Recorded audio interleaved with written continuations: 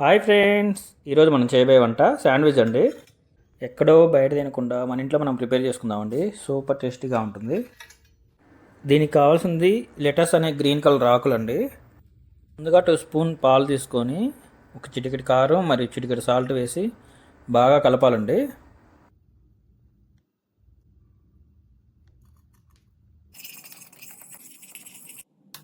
Two eggs తీసుకొని బాగా కలుపుకోవాలి. ఇలా చేస్తే కారం సాల్ట్ ఎగ్స్లో బాగా కలిసిపోతాయండి. గ్యాస్ ఆన్ చేసుకొని పెనం పెట్టుకొని 1 స్పూన్ ఆయిల్ తీసుకోవాలండి. మనం కలిపి పెట్టుకొని ఎగ్స్ని తీసుకొని మూత పెట్టుకోవాలి. 3 మినిట్స్ దాకా సిమ్లో పెట్టుకోవాలండి. మూత తీసి తిప్పేసుకోవాలండి.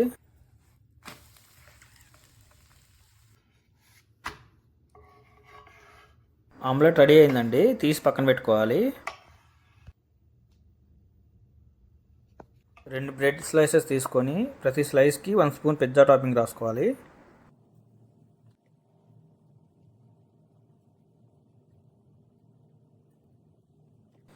అలాగే 2 స్పూన్లు మైనస్ తీసుకొని దాంట్లో ఒక హాఫ్ ప్యాకెట్ మ్యాగీ మసాలా కలుపుకొని ప్రతి బ్రెడ్ స్లైస్కి 1 స్పూన్ రాసుకోవాలండి.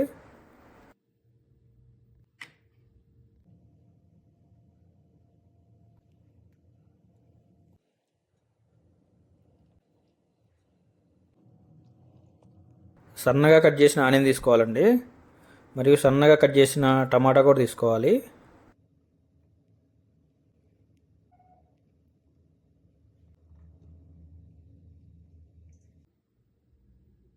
ప్రతి బ్రెడ్కి ఒక చీజ్ స్లైస్ తీసుకోవాలి. మనం ముందుగా వేసుకున్న ఆమ్లెట్ని 2గా కట్ చేసి తీసుకోవాలండి.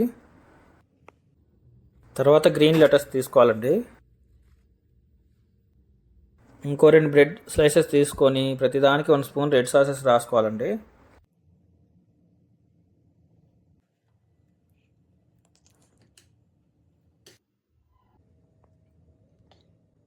ముందుగా మనం తీసుకున్న బ్రెడ్ మీద ఉంచాలి. గ్యాస్ ఆన్ చేసుకొని పెనం పెట్టుకొని పెనం వేడయ్యాక 2 స్పూన్ బటర్ రాసుకోవాలండి.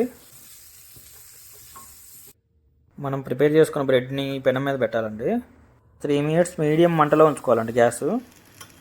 తర్వాత వాటిని తిప్పేసే ముందు 1 స్పూన్ బటర్ రాసి తిప్పేసుకోవాలండి. ఇలా రోస్ట్గా కాలాలండి. రెడీ అయిందండి. ఎంతో టేస్టీ అయిన శాండ్విచ్. చాలా టేస్టీగా ఉంటుందండి. మీరు కూడా ట్రై చేసి ఎలా వచ్చిందో కామెంట్ సెక్షన్లో పెట్టండి. మన ఛానల్ సపోర్ట్ చేయండి friends. Please like and comment and subscribe. Thank you.